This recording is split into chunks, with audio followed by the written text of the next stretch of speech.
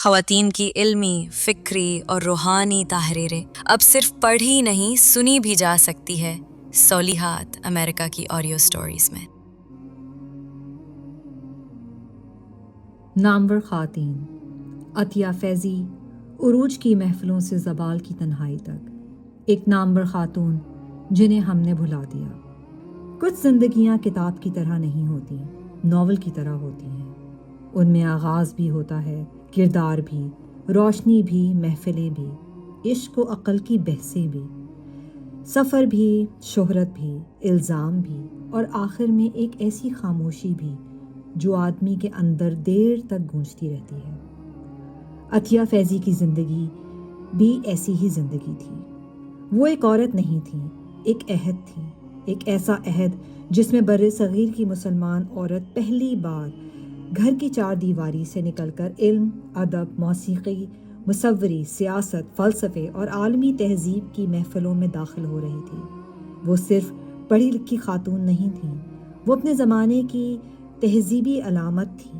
ان کے ارد گرد شبلی نعمانی بھی تھے، علامہ اقبال بھی، گاندھی اور جناح بھی، سروجنی نائیڈو بھی، ٹاٹا خاندان، ریاستوں کے راجے مہاراجے اور یورپ و ہندوستان کی علمی و ادبی دنیا بھی۔ لیکن یہ کہانی صرف شہرت کی نہیں ہے، یہ کہانی عروج سے زوال تک کا سفر ہے۔ ذرا تصور کیجئے، 20ویں صدی کا آغاز ہے۔ بمبئی کے ایک پرسکون بنگلے کے ڈرائنگ روم میں ایک نوجوان خاتون بیٹھی ہیں، روایتی معنوں میں بے پردہ، انگریزی اور فارسی میں رواں گفتگو کرتی ہوئی، اور ان کے سامنے دو ایسے لوگ بیٹھے ہیں ان کے نام آج پاکستان اور ہندوستان کے ہر بچے کے زبان پر ہیں، مولانا شبلی نعمانی اور علامہ محمد اقبال۔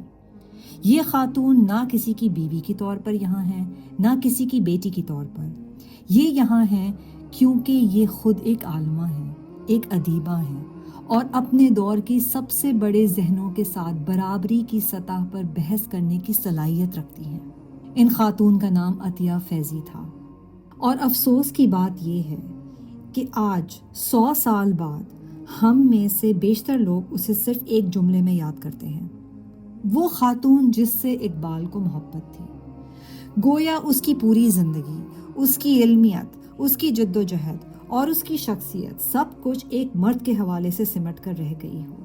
یہ مضمون اسی ناانصافی کو دور کرنے کی ایک کوشش ہے۔ آئیے عطیہ فیضی کو اس کی اپنی شناخت کے ساتھ جانیں۔ ایک غیر معمولی آغاز۔ عطیہ 1 اگست 1877 کو استنبول میں پیدا ہوئی۔ یہ بذات خود ایک دلچسپ بات ہے، ایک ہندوستانی مسلمان خاتون کا ترکی کی دارالحکومت میں جنم لینا۔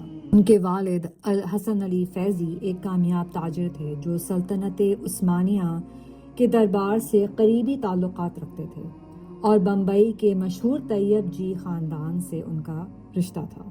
طیب جی خاندان اپنے وقت کا ایک ایسا خاندان تھا جس نے ہندوستان کو وکیل، جج، سیاستدان اور مصلح دیے، اور جیسا کہ ہم آگے دیکھیں گے یہی خاندانی پس منظر عطیہ کی زندگی کی ایک نہایت دلچسپ پہلو کی بنیاد بنا۔ عطیہ کا بچپن بمبئی میں گزرا، ایک ایسے گھرانے میں جہاں روایت اور جدیدیت ایک ساتھ سانس لیتی تھیں۔ ان کی 2 بہنیں زہرا اور نازلی بھی علم و ادب سے گہرا تعلق رکھتی تھیں۔ نازلی بعد میں جنجیرہ کی نواب بنی۔ یہ تینوں بہنیں مل کر اپنے دور کی مسلم اشرافیہ میں علم کی روشنی پھیلانے کا ذریعہ بنی۔ لیکن عطیہ نے جو قدم اٹھایا وہ اپنے دور کی نوجوان مسلمان خواتین کے لیے تقریباً ناقابل تصور تھا۔ وہ پہلی مسلمان خاتون تھیں جنہوں نے کیمبرج یونیورسٹی میں تعلیم حاصل کی۔ سوچئے، 20ویں صدی کے آغاز میں جب بر صغیر کی بیشتر مسلمان خواتین کا گھر کی دہلیز سے باہر قدم رکھنا بھی معیوب سمجھا جاتا تھا، عطیہ سمندر پار کر کے انگلستان گئیں، تعلیم حاصل کی اور بے پردہ عوامی مقامات پر آنا جانا شروع کیا۔ انہوں نے 1906 سے 1907 کے دوران لندن کے ایک ٹیچرز ٹریننگ کالج میں تعلیم حاصل کی، اور اسی دوران اپنی ایک سفری ڈائری بھی لکھی جو بعد میں زمانہ تحصیل کے نام سے شائع ہوئی۔ یہی نہیں، عطیہ نے کم عمری ہی میں اردو کے اصلاحی رسالوں میں لکھنا شروع کر دیا تھا جن میں لاہور کا تہذیب نسواں اور علی گڑھ کا خاتون شامل تھے۔ یہ وہ رسالے تھے جو مسلمان خواتین کی تعلیم اور بیداری کے لیے کام کر رہے تھے، اور ایک نوجوان لڑکی کا ان میں قلم اٹھانا اپنے آپ میں ایک کارنامہ تھا۔ وہ دور جب علم زندہ تھا۔ عطیہ فیضی کی خوش قسمتی یہ تھی، یا شاید یہ ان کی اپنی محنت اور ذہانت کا نتیجہ تھا، کہ وہ اس دور میں جوان ہوئیں جب اردو اور فارسی ادب اپنے عروج پر تھا۔ یہ وہ زمانہ تھا جب سر سید احمد خان کی تحریک نے مسلمانوں میں جدید تعلیم کی روح پھونک دی تھی، جب علی گڑھ تحریک اپنی جوبن پر تھی، اور جب ہندوستان کے گوشے گوشے سے ایسے ذہین لوگ ابھر رہے تھے جنہوں نے آنے والی نسلوں کی فکر کو ہمیشہ کے لیے بدل دیا۔ اسی ماحول میں عطیہ کی ملاقات مولانا شبلی نعمانی سے ہوئی۔ شبلی نعمانی جو اپنے وقت کے سب سے بڑے عالم، مورخ اور نقاد تصور کیے جاتے تھے، عطیہ سے عمر میں کافی بڑے تھے، مگر اس فرق کے باوجود دونوں کے درمیان ایک گہرا علمی رشتہ قائم ہوا۔ شبلی نے عطیہ کو خطوط لکھے جن میں علم، ادب، تاریخ اور خواتین کی تعلیم پر تفصیلی گفتگو کی۔ یہ خطوط بعد میں خطوط شبلی بنام زہرا بیگم فیضی و عطیہ بیگم فیضی کے عنوان سے کتابی صورت میں شائع ہوئے۔ اس خط و کتابت کو کئی نقادوں نے محض ایک رومانوی تعلق سمجھ کر پیش کیا، مگر حقیقت میں یہ خطوط اس بات کا ثبوت ہیں کہ شبلی نعمانی عطیہ کو ایک سنجیدہ ذہن کے طور پر دیکھتے تھے، ایسی شاگردہ کے طور پر جسے وہ علم کی گہرائیوں میں لے جانا چاہتے تھے۔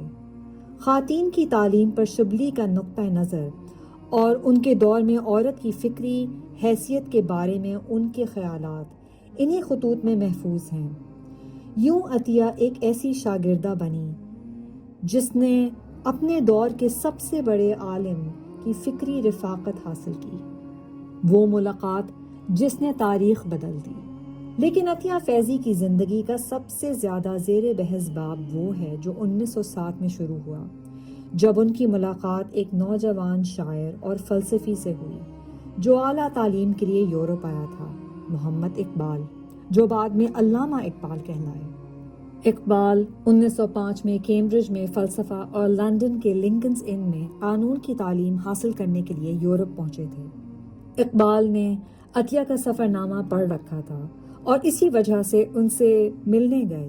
کیمبرج کی برفیلی سردیوں اور پھر ہائیڈلبرگ کی فضاؤں میں دونوں نے ساتھ چہل قدمی کی، گھنٹوں باتیں کی، اور ایک ایسی فکری ہم آہنگی پیدا ہوئی جو اقبال نے اس سے پہلے کبھی محسوس نہیں کی تھی۔ یہ سمجھنا ضروری ہے کہ یہ تعلق محض جذباتی نہیں تھا، یہ دو ذہین لوگوں کی ملاقات تھی جو ایک دوسرے کے خیالات کو سمجھتے اور ان سے متاثر ہوتے تھے۔ کہا جاتا ہے کہ عطیہ نے اقبال کو فارسی میں شاعری کرنے کی ترغیب دی، اور یہ کوئی معمولی بات نہیں۔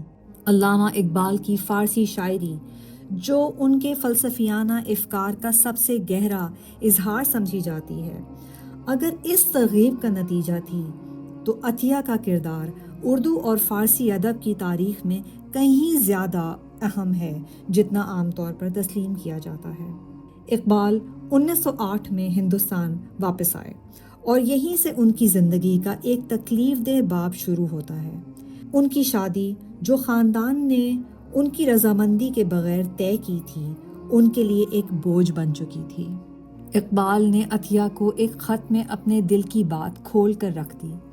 انہوں نے لکھا کہ انہوں نے اپنے والد کو خط لکھ کر بتا دیا تھا کہ والد کو ان کی شادی طے کرنے کا کوئی حق نہیں تھا، خاص طور پر جب انہوں نے اس قسم کے رشتے سے انکار کر دیا تھا۔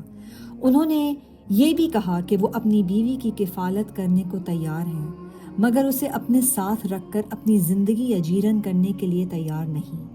یہ ایک نہایت ذاتی، نہایت انسانی اعتراف تھا، ایک ایسے شاعر کی طرف سے جسے ہم آج محض ایک علامتی، تقریباً مقدس شخصیت کے طور پر یاد کرتے ہیں۔ عطیہ کے سامنے اقبال نے اپنے دل کا وہ پہلو ظاہر کیا جو شاید کسی اور کے سامنے کبھی ظاہر نہ ہوا ہو، اور عطیہ نے اس اعتماد کا جواب نہایت تحمل اور دانائی سے دیا۔ انہوں نے اقبال کو اپنے دوستوں کی صحبت میں سکون تلاش کرنے کا مشورہ دیا۔ دونوں کبھی ازدواجی رشتے میں نہیں بندھے۔ اقبال نے 1910 میں سردار بیگم اور 1914 میں مختار بیگم سے شادی کی۔ ادھر عطیہ نے 1912 میں مشہور مصور سیموئل فیضی رحامین سے شادی کر لی۔ شادیوں کے بعد دونوں کا رابطہ کم ہو گیا۔ عطیہ نے ان کی زندگی پر ایک کتاب لکھی جس کا عنوان محض اقبال تھا۔ اس کتاب میں انہوں نے ایک نہایت دور اندیش مشاہدہ پیش کیا کہ ہندوستانی معاشرے میں فرد کو اپنے خاندان کی خواہشات اور احکامات کے سامنے جھکنا پڑتا ہے، اور اسی وجہ سے بے شمار غیر معمولی صلاحیتوں کے حامل مرد و عورت اپنی زندگیاں برباد کر بیٹھتے ہیں۔ انہوں نے اقبال کی زندگی کو ایک ظالمانہ المیہ قرار دیا جس کے نشیب و فراز ان کے خاندان کی ضد کا نتیجہ تھے۔ عطیہ نے اپنے ملک سے، جو اقبال کے تصور کی بنیاد پر وجود میں آیا تھا، یہ اپیل کی کہ اس خطرے سے ہوشیار رہا جائے اور نوجوانوں کی زندگیوں میں مداخلت کرنے سے پہلے یہ سوچا جائے کہ کسی قوم کی تکمیل اس وقت تک ممکن نہیں جب تک اس کے افراد کی تکمیل کی گنجائش نہ ہو۔ یہ الفاظ آج بھی اتنے ہی معنی خیز ہیں جتنے اس وقت تھے۔ ایک دلچسپ قدر مزاحیہ پہلو، تاریخ کے سنجیدہ اوراق میں کبھی کبھار ایسے واقعات بھی چھپے ہوتے ہیں جو ہمیں مسکرانے پر مجبور کر دیتے ہیں۔ عطیہ فیضی کی زندگی میں ایک ایسا ہی دلچسپ پہلو ان کی شادی سے جڑا ہے۔ ان کے شوہر سیموئل فیضی رحامین اصل میں ایک یہودی نژاد برطانوی مصور تھے، اور برطانوی شاہی خاندان سے بھی ان کا تعلق تھا۔ وہ کنگ جارج پنجم کی اہلیہ ملکہ مریم کے فن مصوری کے استاد رہ چکے تھے۔ عطیہ کے اصرار پر سیموئل نے اسلام قبول کیا اور اپنا نام بدل کر فیضی رحامین رکھا۔ ذرا تصور کیجئے اس زمانے کی بمبئی کی اشرافیہ کی محفلوں میں اس خبر کا کیا چرچا ہوا ہوگا۔ ایک یہودی نسل برطانوی مصور جو ملکہ کا استاد رہ چکا تھا، ایک بمبئی کی مسلمان خاتون کے عشق میں اسلام قبول کر کے اس کا شوہر بن گیا۔ یہ کہانی خود ایک ناول کا موضوع بن سکتی ہے۔ دونوں نے مل کر بمبئی میں ایک ایسا گھر بنایا جو خود ایک ادارہ بن گیا، ایوان رفعت۔ یہاں ادیب، فنکار، موسیقار اور دانشور جمع ہوتے، اور یہ گھر اپنے دور کی ثقافتی زندگی کا مرکز بن گیا۔ عطیہ اور سیموئل نے مل کر ہندوستانی موسیقی پر انگریزی زبان میں ایک مستند کتاب بھی لکھی جو 3 ایڈیشنز میں شائع ہوئی: the music of India, Indian music اور سنگیت آف انڈیا۔ ان کتابوں میں عطیہ کی رنگین اور تاثراتی نثر نے سیموئل کی بنائی ہوئی موسیقی کی مصوری راگ مالا کی تشریح کی۔ عطیہ نے اپنے شوہر کے 2 ڈراموں انوینٹڈ گاڈز اور ڈاٹر آف انڈ کے لیے موسیقی اور رقص کی ترتیب بھی دی، جو 1930 کی دہائی میں لندن میں سٹیج ہوئے۔ یہ صرف ایک شادی نہیں تھی، یہ 2 فنکارانہ ذہنوں کی ایک ایسی شراکت داری تھی جس کی مثال اپنے دور میں شاذ و نادر ہی ملتی تھی۔ طیب جی خاندان اور گاندھی جی سے رشتہ۔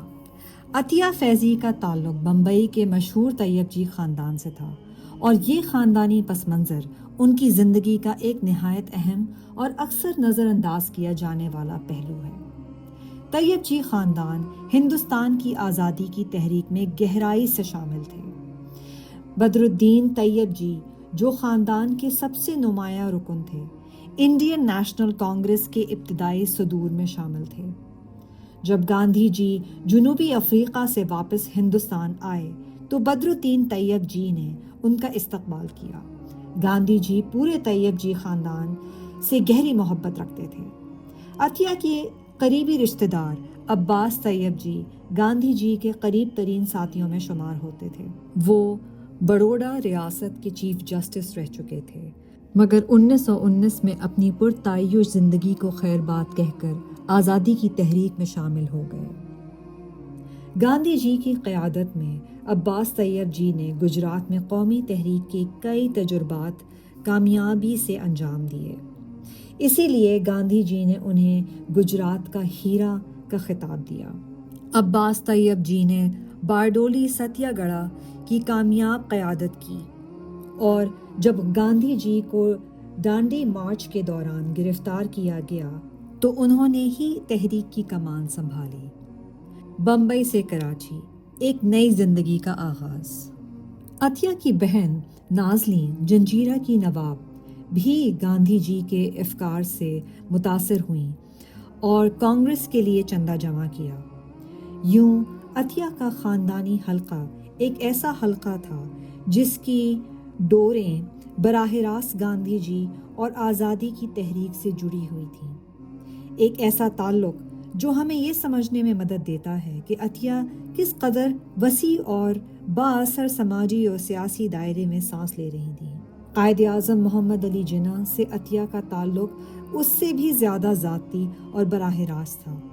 عطیہ قائد اعظم کے قریبی حلقے کا حصہ تھیں، اور تقسیم ہند کے بعد جناح نے انہیں پاکستان میں ایک پرسکون رہائش گاہ الاٹ کی۔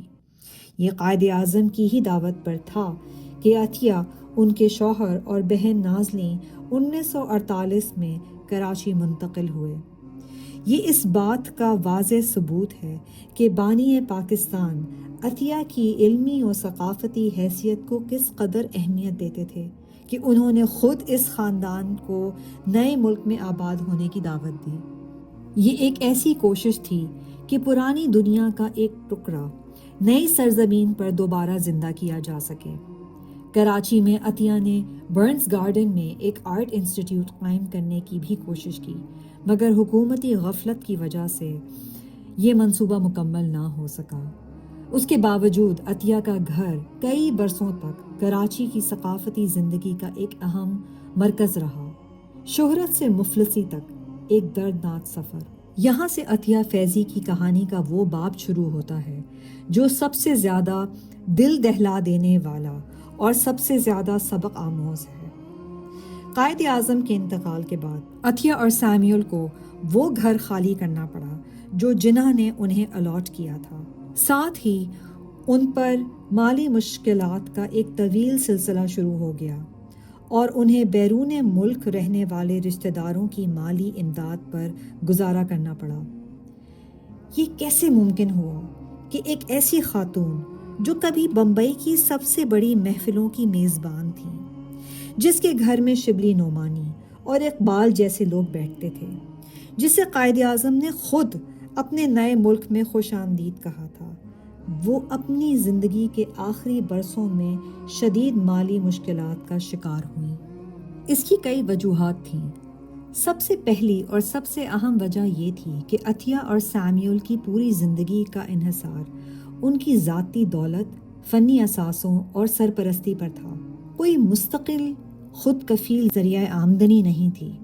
جب تقسیم کے بعد ان کے بیشتر جائیداد اور مالی وسائل بمبئی میں رہ گئے یا ضائع ہو گئے، اور جب جناح کی وفات کے بعد ان کا الاٹ شدہ گھر بھی واپس لے لیا گیا، تو ان کے پاس آمدنی کا کوئی مستحکم ذریعہ باقی نہ رہا۔ ایک گواہی کے مطابق وہ زیادہ دیر تک کسی 5 ستارہ ہوٹل میں رہائش کا خرچ برداشت نہ کر سکے، اور جلد ہی انہیں اپنے قیمتی فرنیچر اور فنی اشیاء کو کوڑیوں کے بھاؤ کباڑیوں کے ہاتھ بیچنا پڑا اور قرض لے کر کراچی میں زندگی گزارنی پڑی، اسی شہر میں جہاں انہیں خود ملک کے بانی نے دعوت دی تھی۔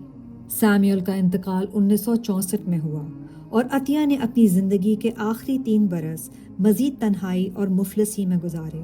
وہ 4 جنوری 1967 کو کراچی میں انتقال کر گئیں، اس حالت میں کہ جس شان اور شوکت کے ساتھ انہوں نے اپنی جوانی گزاری تھی اس کا نام و نشان تک باقی نہ تھا۔ ان کے انتقال کے بعد ان کا گھر جو فن اور ادب کا خزانہ تھا، عوام کے لیے کھول دیا گیا تاکہ لوگ ان کا فنی ذخیرہ دیکھ سکیں۔ یہ سلسلہ 1990 کی دہائی تک جاری رہا، جس کے بعد یہ مجموعہ بکھر گیا۔ یہ کہانی محض ایک افسوسناک انجام نہیں ہے، یہ ہمیں ایک گہرا سبق دیتی ہے۔ عطیہ فیضی کی زندگی سے ہم کیا سیکھ سکتے ہیں؟ عطیہ فیضی کی زندگی ہمیں کئی گہرے اسباق دیتی ہے جو آج کے دور میں بھی اتنے ہی اہم ہیں جتنے ان کے اپنے وقت میں تھے۔ سب سے پہلا سبق یہ ہے کہ علم اور ہمت کسی صنف کی محتاج نہیں ہوتی۔ عطیہ نے ایک ایسے دور میں جب خواتین کے لیے گھر کی چار دیواری سے باہر قدم رکھنا بھی مشکل تھا، اپنی محنت اور ذہانت سے اپنے دور کے سب سے بڑے دانشوروں میں اپنی جگہ بنائی۔ یہ ہمیں سکھاتا ہے کہ حالات خواہ کتنے ہی ناموافق ہوں، عزم اور علم کی پیاس انسان کو آگے بڑھا سکتی ہے۔ دوسرا سبق مالی استحکام کی اہمیت سے متعلق ہے۔ عطیہ کی زندگی کا سب سے دردناک باب، شہرت سے مفلسی تک کا سفر، ہمیں یہ سکھاتا ہے کہ شان و شوکت، تعلقات اور سرپرستی کبھی بھی خود کفیل مستقل مالی منصوبہ بندی کا متبادل نہیں ہو سکتے۔ زندگی کے حالات اچانک بدل سکتے ہیں، جیسا کہ تقسیم نے لاکھوں لوگوں کے ساتھ کیا، اور ایسے میں صرف وہی استحکام باقی رہتا ہے جو ہم نے اپنے ہاتھوں سے، اپنی محنت اور دور اندیشی سے بنایا ہو۔ تیسرا سبق وقار سے متعلق ہے۔ مفلسی کے باوجود عطیہ نے اپنی فکری اور تخلیقی زندگی کو کبھی ترک نہیں کیا۔ ان کا گھر حتیٰ کہ مشکل ترین حالات میں بھی علم و فن کا ایک مرکز رہا۔ یہ ہمیں سکھاتا ہے کہ انسان کی اصل دولت اس کا ذہن اور اس کا کردار ہے، نہ کہ اس کے پاس موجود مادی وسائل۔ چوتھا سبق یہ کہ تاریخ اکثر عورتوں کے کارناموں کو مردوں کے سائے میں دفن کر دیتی ہے۔ عطیہ کو صدیوں تک محض اقبال کی محبوبہ کے طور پر یاد کیا گیا، جبکہ ان کی اپنی علمی خدمات، ان کی تصانیف، ان کا اپنا کردار پس منظر میں چلا گیا۔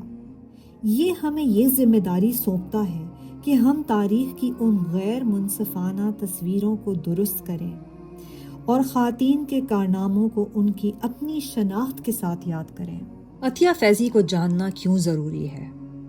آج جب ہم اپنی بیٹیوں اور بہنوں کو رول ماڈلز تلاش کرنے کی ترغیب دیتے ہیں تو ہمیں اپنی ہی تاریخ میں ان گنت ایسی شخصیات ملتی ہیں جنہیں ہم نے فراموش کر دیا ہے۔